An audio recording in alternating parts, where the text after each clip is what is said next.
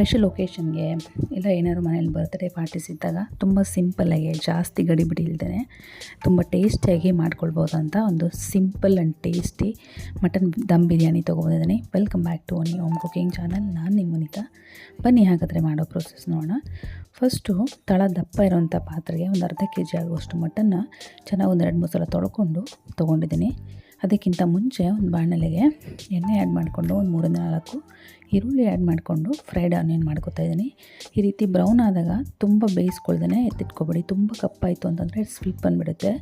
ಹಾಗಾಗಿ ಈ ಸ್ಟೇಜಲ್ಲಿ ಇದ್ದಾಗಲೇ ಎತ್ತಿಟ್ಕೊಂಡು ಈ ತೊಳೆದಿಟ್ಕೊಂಡಿರೋಂಥ ಮಟನ್ಗೆ ರುಚಿಗೆ ಬೇಕಾದಷ್ಟು ಉಪ್ಪು 1 ಟೀ ಸ್ಪೂನ್ ಆಗುವಷ್ಟು, ಶಾಜೀರ ಒಂದು ಅರ್ಧ ಟೀ ಸ್ಪೂನ್ ಆಗುವಷ್ಟು, ಅರಿಶಿನ ಪುಡಿ 1 ಟೇಬಲ್ ಸ್ಪೂನ್ ಆಗುವಷ್ಟು, ಖಾರದ ಪುಡಿ 1 ಟೀ ಸ್ಪೂನ್ ಆಗುವಷ್ಟು, ಜೀರಿಗೆ ಪೌಡರು, ಶುಂಠಿ ಬೆಳ್ಳುಳ್ಳಿ ಪೇಸ್ಟು, ಚಕ್ಕೆ, ಏಲಕ್ಕಿ, ಲವಂಗ ಆ್ಯಡ್ ಮಾಡಿಕೊಂಡು ಚೆನ್ನಾಗೆಲ್ಲ ಕಂಬೈನ್ ಮಾಡ್ಕೋಬೇಕಾಗತ್ತೆ.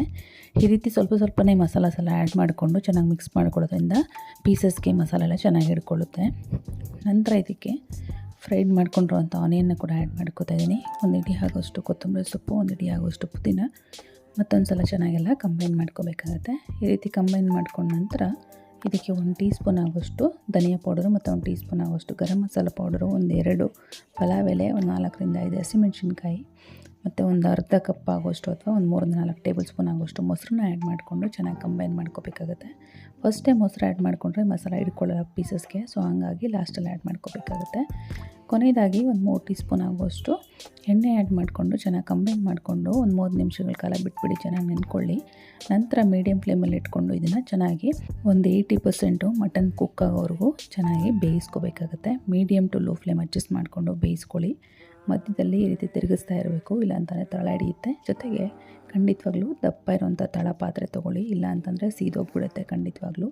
ನೋಡಿ, ಈ ರೀತಿ ಎಲ್ಲ ಚೆನ್ನಾಗೆಲ್ಲ ಬೆಂದಿದೆ ಅನ್ನೋವಾಗ ಎಣ್ಣೆ ಕೂಡ ಬಿಟ್ಕೋತಾ ಇದೆ. ತುಂಬ ಸುಡ್ತಿದೆ ನೋಡಲಿಕ್ಕೆ, ಸೊ ಹಾಗಾಗಿ ಒಂಚೂರು ಲೆಂತಿ ಆಗಿದೆ ವಿಡಿಯೋ ನೋಡ್ತಾ ಇರ್ಬೋದು. ಸೊ ಈಸಿಯಾಗಿ ಬ್ರೇಕ್ ಆಗ್ತಿದೆ ಮಟನ್ ಪೀಸು. ಸೊ ಈ ಸ್ಟೇಜಲ್ಲಿ ಇದನ್ನು ಸೈಡಿಗೆ ಎತ್ತಿಟ್ಕೊಂಡು ಇಲ್ಲ ಲೋ ಫ್ಲೇಮಲ್ಲಿ ಇಟ್ಕೊಂಡು ಒಂದು ಕುಕ್ಕರ್ ಅಥವಾ ಪಾತ್ರೆಗೆ ಬೇಕಾಗುವಷ್ಟು ನೀರು ಆ್ಯಡ್ ಮಾಡಿಕೊಂಡು ಒಂದು 3 ಹಸಿಮೆಣಸಿನ್ಕಾಯಿ, ಒಂದು 4 ಏಲಕ್ಕಿ, ರುಚಿಗೆ ಬೇಕಾದಷ್ಟು ಉಪ್ಪು ಆ್ಯಡ್ ಮಾಡಿಕೊಂಡು ಒಂದು ಸ್ವಲ್ಪ ಹೊತ್ತು ಚೆನ್ನಾಗಿ ಕುದಿಸ್ಕೊಂಡ ನಂತರ ಮೆಣಸಿನ್ಕಾಯಿ ಮತ್ತು ಏಲಕ್ಕಿನ ತೆಕ್ಕೊಂಡು ಒಂದು 2 ಕಪ್ ಆಗುವಷ್ಟು ಅಕ್ಕಿನ 30 ನಿಮಿಷಗಳ ಕಾಲ ನೆನೆಸಿಟ್ಕೊಂಡಿದ್ದೆ ಬಾಸ್ಮತಿ ರೈಸು, ಅದನ್ನು ಆ್ಯಡ್ ಮಾಡಿಕೊಂಡು ಅದನ್ನ ಒಂದು 60% ಬೇಯೋವರೆಗೂ ಬೇಯಿಸ್ಕೋಬೇಕಾಗುತ್ತೆ. ಈ ರೀತಿ ಕಟ್ ಮಾಡಿಕೊಂಡ್ರೆ ಈಸಿಯಾಗಿ ಕಟ್ ಆಗಬೇಕು. ಸೊ ಈ ಸ್ಟೇಜಲ್ಲಿ ಇದನ್ನು ಸ್ಟ್ರೈನ್ ಮಾಡಿಕೊಂಡು ಬೇಯಿಸ್ಕೊಂಡಿರೋಂಥ ಮಟನ್ ಪೀಸಸ್ ಮೇಲೆ ಆ್ಯಡ್ ಮಾಡ್ಕೋಬೇಕಾಗುತ್ತೆ. ಆ್ಯಡ್ ಮಾಡೋದಕ್ಕಿಂತ ಮುಂಚೆ ಒಂದು ಸಲ ಚೆನ್ನಾಗೆಲ್ಲ ಮಿಕ್ಸ್ ಮಾಡ್ಕೊಳ್ಳಿ, ಸೊ ದಟ್ ತಳ ಹಿಡ್ಕೊಳ್ಳಲ್ಲ. ಈ ರೀತಿ ಸ್ಟ್ರೈನ್ ಮಾಡ್ಕೊಂಡಂಥ ಅನ್ನನ ಈವನಾಗೆಲ್ಲ ಸ್ಪ್ರೆಡ್ ಮಾಡ್ಕೋತಾ ಇದ್ದೀನಿ. ಈಗಾಗಲೇ ನಾನು ನನ್ನ ಚಾನಲಲ್ಲಿ ಚಿಕನ್ ಮತ್ತು ಮಟನ್ ಬಿರಿಯಾನೀಸ್ನ ಶೇರ್ ಮಾಡಿದ್ದೀನಿ, ತುಂಬಾ ರೆಸಿಪೀಸು. ನೋಡಿಲ್ಲ ಅಂತಂದರೆ ಚಾನಲ್ಗೆ ವಿಸಿಟ್ ಮಾಡಿ, ಖಂಡಿತವಾಗ್ಲೂ ಚೆಕ್ ಮಾಡಿ ತಿಳಿಸಿ ಕಮೆಂಟ್ ಮೂಲಕ ನಿಮಗೆ ಹೇಗೆ ಬಂತು ಅಂತ. ಈ ರೀತಿ ಎಲ್ಲ ಸ್ಪ್ರೆಡ್ ಮಾಡ್ಕೊಂಡ್ಮೇಲೆ ಒಂದು ಅರ್ಧ ಕಪ್ ಆಗುವಷ್ಟು ಅಕ್ಕಿನ ಬೇಯಿಸ್ಕೊಂಡಿರೋಂಥ ನೀರನ್ನ ಆ್ಯಡ್ ಮಾಡ್ಕೋತಾ ಇದ್ದೀನಿ.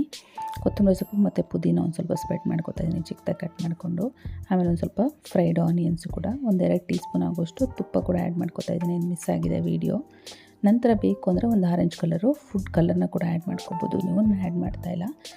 ಮುಚ್ಚಿಬಿಟ್ಟು ಹೈ ಫ್ಲೇಮಲ್ಲಿ 2 ನಿಮಿಷ, 10 ನಿಮಿಷ ಲೋ ಫ್ಲೇಮಲ್ಲಿ ಬೇಯಿಸ್ಕೊಂಡು ಮುಚ್ಚಿರೋದು ಹಾಗೆ ಇರಲಿ. ಒಂದು 10 ನಿಮಿಷ ಬಿಟ್ಬಿಡಿ. ಮತ್ತು ನಂತರ ಅನ್ನ ಎಲ್ಲ ಒಂಚೂರು ಮೇಲೆದೆಲ್ಲ ಸ್ಪ್ರೆಡ್ ಮಾಡಿಕೊಂಡು ನಂತರ ಮೇಲಿಂದ ಕೆಳಗಡೆವರೆಗೂ ಕಂಪ್ಲೀಟಾಗಿ ಮಸಾಲೆ ಬರೋವರೆಗೂ ತೆಕ್ಕೊಂಡು ಬಿಸಿದನ್ನು ಸರ್ವ್ ಮಾಡಿಕೊಂಡ್ರೆ ಸಕ್ಕ ಟೇಸ್ಟಿಯಾಗಿರುತ್ತೆ. ನಾನು ಹೇಳೋದಲ್ಲ, ನೀವು ಒಂದು ಸಲ ಟ್ರೈ ಮಾಡಿ ನೋಡಿ. ಈ ಟೇಸ್ಟಿಗೆ ಫಿದಾಗಿಲ್ಲ ಅಂತಂದರೆ ಕೇಳಿ. ಇದನ್ನು ನೀವು ಬೇಕು ಅಂದರೆ ರೈತ ಜೊತೆ ಸರ್ವ್ ಮಾಡ್ಕೋಬೋದು.